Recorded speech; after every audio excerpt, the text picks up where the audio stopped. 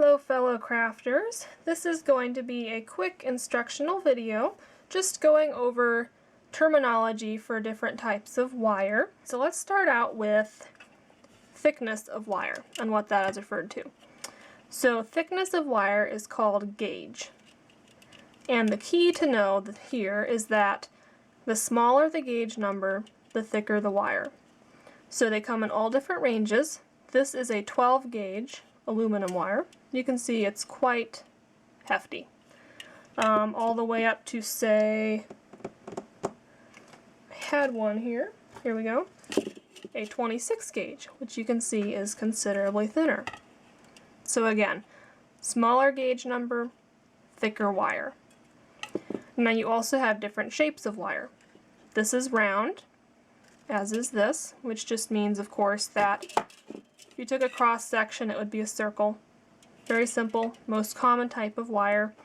You can also get half round, which just means that you've got a flat side and a rounded side.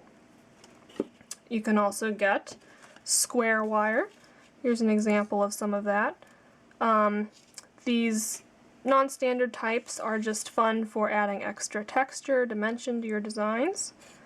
For example, I have here a piece that I just finished. This is in my Tree of Life line of jewelry, available for sale at my website. I'll put the link below. You can see here I just took the square wire and twisted it, and then I used round wire on the tree portion. So it adds a lot of extra dimension to your work. Alright, now you'll also be hearing terminology such as half hard, dead soft. This refers to how the wire feels, how malleable it is, how strong it is. So most of your wire is going to be dead soft that you're working with. This is a dead soft, silver-plated copper wire. So you can see it's very malleable. I'm just bending it with my fingers. You can do loops and kinks. It's extremely easy to handle. Now the downside of this is that if you're making anything out of this that needs to bear weight, you may run into problems with warping. For instance, if your child grabs a necklace around your neck made out of dead soft wire, it might deform somewhat. But it is easy to work with. Now the alternative to that is half hard. You can also get quarter hard, which is more rare. Here is a half hard 21 gauge wire. And just for comparison, I have the same gauge in dead soft. So here's the dead soft, and you can see very malleable, very easy to work with, versus the half hard. There's a little bit more resistance. It's a little bit harder to bend. If you are using a tool on this, it might be more likely to leave a kink or a sharp bend mark that's a little bit harder to even out. Now this is very nice for, say, making ear wires out of. It'll hold its shape nicely, especially if you flatten it out with a little bit of hammering on a bench block, as I show in my previous video on essential tools for beginning jewelers. And I like this 21 gauge. It works well for making ear wires. It seems to be just the right thickness to go in and out of your ear comfortably. So that is dead soft versus half hard. Now, as far as types of wire, you have a huge variety, basically anything you can think of. For the beginner, I like to recommend something more economical, easy to work with. I picked up this artistic wire when I was first starting out. It's available in most craft stores. You can also buy it on Amazon, online, and they are not paying me to say this. I just find it is a good economical starting wire. This is going to be copper, which is plated with silver. They also carry pretty much any color you might want.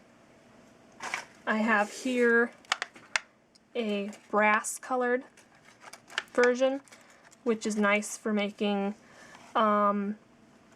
imitation gold fashion jewelry. And these are all going to be dead soft. Very easy to work with for wire wrapping. And an interesting thing about this artistic wire is that it is coated with enamel, kind of a clear, you can't even see it really, but it gives it a tarnish resistant coating. They say non-tarnish.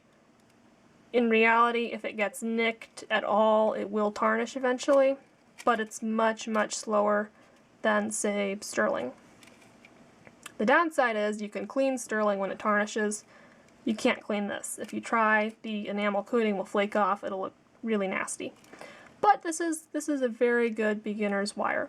You just have to take care when handling it with your tools that you don't use undue force, nicking it or gouging it, as this will wear off the enamel coating. You may also want to consider silver filled wire. This is a great alternative to sterling silver, and yet it's a much higher value than the artistic wire I was just describing. Silver filled is basically when they take sterling silver wire and they replace the core of it with a base metal, such as brass. So basically it has 10 times more sterling in it than silver plated. It looks, lasts, cleans just like silver, but it's a much better price for your pocketbook. Alright, I hope this video was helpful. I will be doing more how-to videos for beginner jewelers on wire wrapping. And please do check out my Etsy shop. The link will be below. These free instructional videos are made possible by sales from my store. So if you could just check it out, add my Facebook page to your favorites, that would be wonderful. And stay tuned for more videos.